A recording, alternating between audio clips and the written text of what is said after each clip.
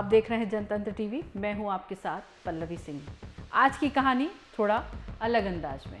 मैं बिहार हूं, कई दिग्गज नेताओं की कहानी अपने अंदर समाये बैठा हूं। मैंने सभी को मौका दिया, कोई असफल रहे, कोई इतने सफल कि सालों साल तक कि मुख्यमंत्री की कुर्सी पर बैठे रहे। लेकिन उन सफल नेताओं का संघर्ष भी मैंने देखा, उनकी हार को करीब से महसूस किया, उनके गम में शरीक हुआ हूँ। हाँ, मैं नीतीश कुमार की बात कर रही हूँ। कितने सालों से सीएम हैं, सभी जानते हैं, लेकिन जब कुछ नहीं थे तब की कहानी बताती हूँ। मैं बिहार हूँ, बिहार की कहानी बताती हूँ। बात 1970 के दशक की है। बिहार में लालू ने अपना सियासी कद बनाना शुरू कर दिया था। 1977 में पहले लोकसभा चुनाव जीता, फिर 1980 में सोनपुर से विधानसभा चुनाव भी अपने नाम किया। 1985 में भी लालू यादव ने जीत दर्ज की, यानी कि उनकी शुरुआती बेहतरीन रही। स्ट्राइक रेट किसी को भी प्रभावित कर देता है, लेकिन दूसरी तरफ खड़े थे नीतीश कुमार, जो अपने पहले दोनों चुनाव बुरी तरह हार गए थे। 1977 में जनता पार्टी की लहर पूरे देश में थी। आपातकाल के बाद हो रहे चुनाव में कांग्रेस की हालत एकदम पतली, मजाक में ही सही। ऐसा कहा जा रहा था कि कांग्रेस के उम्मीदवारों को कोई भी इस समय हरा देगा। तब जनता पार्टी ने नीतीश कुमार को भी हरनौर सीट से अपना उम्मीदवार बना दिया था। अब एक बात तो सही निकली कि कांग्रेस उस सीट पर हार गई, लेकिन हैरानी इस बात की रही कि निर्दलीय उम्मीदवार भोला प्रसाद सिंह वहां के जीत गए। नीतीश कुमार को जनता पार्टी की टिकट पर हार का सामना करना पड़ा। दिलचस्प बात यही रही कि जिस भोला प्रसाद सिंह ने नीतीश कुमार को हराया था, वो उनके खास करीबी थे। नजदीकियां ऐसी कि जब नीतीश कुमार की मंजू के साथ शादी हुई, जिस व्हाइट फिएट में बैठकर दोनों आए थे, वो भोला प्रसाद की थी। मजे की बात ये थी कि भोला प्रसाद ही ड्राइव कर रहे थे। पीछे जोड़ा शांत बैठा था और प्रसाद लगातार बात कर रहे थे।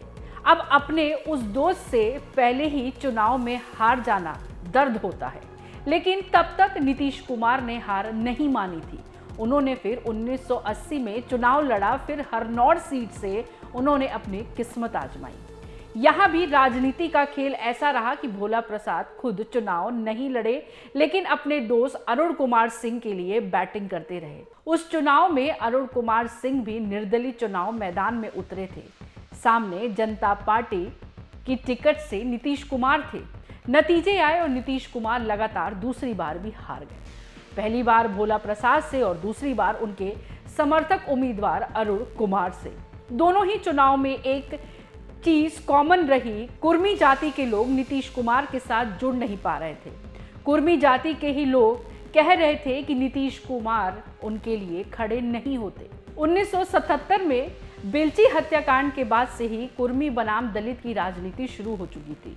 दलित पर अत्याचार हुआ था। कुर्मी जाति वालों पर आरोप लगा था कि अपने सिद्धांतों की वजह से नीतीश इस मामले में ज्यादा सख्त कभी दिखाई नहीं दिए।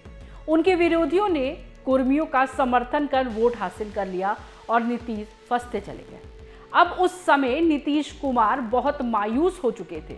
उन्हें भी लगने लगा था कि उनके साथ किसी जमाने में छात्र राजनीति करने वाले लोग आगे बढ़ते जा रहे हैं और वो लगातार 2 बार चुनाव में हार चुके थे। नीतीश कुमार ने हताश होकर कह दिया कि कुछ तो करे, ऐसा कैसे जीवन चलेगा। अब यहाँ नीतीश राजनीति में अपने लिए अवसर नहीं तलाश रहे थे, वो तो राजनीति छोड़ने की बात कर रहे थे। वो तो कोई दूसरी नौकरी पकड़ने की बात कर रहे थे। उनके पास ऐसा सोचने की कई वजह मौजूद थी। मंजू के साथ उनकी शादी हो गई थी, लेकिन आर्थिक चुनौतियां बढ़ती जा रही थी। 7 साल हो चुके थे, लेकिन नीतीश घर पैसा नहीं ला पा रहे थे। उस समय वो बख्तियारपुर में रहा करते थे। अपनी पत्नी मंजू के लिए भी ऐसा जीवन आसान नहीं था। उन्होंने कभी इस बारे में सोचा नहीं था। पढ़ने वाले परिवार से आती थी, पिता खुद प्रोफेसर थे और शादी हुई थी इंजीनियर नीतीश कुमार से। सोचा था उन्होंने शादी के बाद जैसे मिडिल क्लास वाले लोग रहते हैं वैसे रहेंगे, लेकिन नीतीश कुमार की राजनीतिक हारों ने सब कुछ बदल दिया। वे घर तो आते थे, लेकिन राजनीति का बोझ उनके साथ रहता था। पत्नी के साथ बातचीत काफ़ी कम हो चुका था। बख्तियारपुर में नीतीश कुमार के ही एक पुराने दोस्त ने कहा था कि उस जमाने में दोनों पति पत्नी में कहा सुनी भी हुई करती थी। नीतीश बात नहीं करते थे, गुस्सा करते रहते थे। नीतीश कुमार के दोस्त नरेंद्र सिंह ने उस समय उनके साथ काफ़ी समय बिताया था। नीतीश ने भी उनके सामने कहा था, कुछ तो करो, ऐसा जीवन कैसे चलेगा। जो 2 चुनाव भी नीतीश कुमार हारे थे, उसकी जिम्मेदारी नरेंद्र सिंह ने ही ले ली थी। अब नरेंद्र खुद कह रहे थे कि नीतीश को आर्थिक रूप से स्टेबल बनाना होगा। उन्होंने अपने बुजुर्ग माँ बाप और पत्नी का ध्यान रखना है। उस समय नीतीश ने भी सोच लिया कि अब राजनीति छोड़ सिविल कॉन्ट्रैक्टर बन जाते हैं। लेकिन उस समय नीतीश के एक और दोस्त सामने आए, नाम था विजय कृष्णा।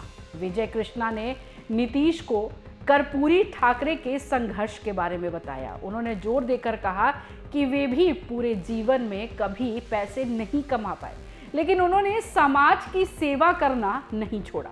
वे कभी भी अपने दायित्वों से नहीं भागे। नीतीश कुमार को भी यह बात दिल पर लग गई और उन्होंने फिर सक्रिय राजनीति में जाने का फैसला लिया। वक्त आ गया था 1985 चुनाव का। नीतीश कुमार ने फिर हरनौत सीट से चुनाव लड़ा। इस बार उन्होंने एक कसम भी खा ली थी कि अगर वे ये चुनाव हारे तो राजनीति हमेशा के लिए छोड़ देंगे। पत्नी मंजू देवी ने भी नीतीश कुमार को इस चुनाव में 20,000 रुपए की सहायता की थी। उस आश्वासन पर यह पैसा मिला था कि अगर चुनाव हारे तो राजनीति छोड़ दी जाएगी।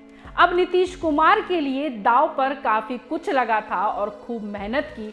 दिल्ली के चक्कर तक काटे, चंद्रशेखर के साथ करीबी बढ़ाई और नतीजा सामने था। नीतीश कुमार ने अपना पहला चुनाव जीत लिया। 22,000 से ज़्यादा के मार्जिन से हरनौत की सीट उन्होंने अपने नाम की। उसके बाद न नीतीश कभी हारे और न किसी ने उनसे राजनीति छोड़ने की बात कही। आपका इस पर क्या कुछ कहना है, हमें कमेंट कर जरूर बताइएगा। मैं पल्लवी सिंह, कैमरे के पीछे वाहिद।